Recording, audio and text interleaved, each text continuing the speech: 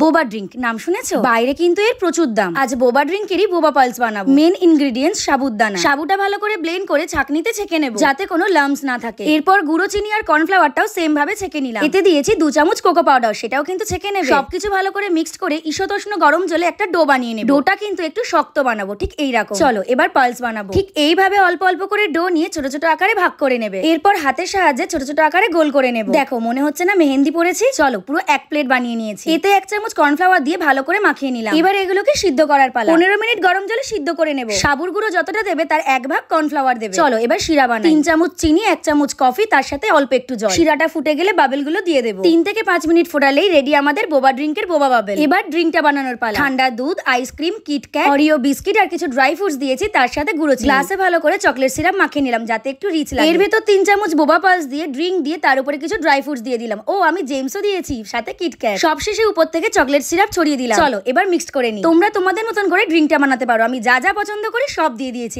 সত্যি বলি খেতে কিন্তু মন্দ হয়নি, তবে হ্যাঁ দোকানের মতো না, ঘরের মতো। তোমরা ট্রাই করে আমাকে জানিও। টাটা।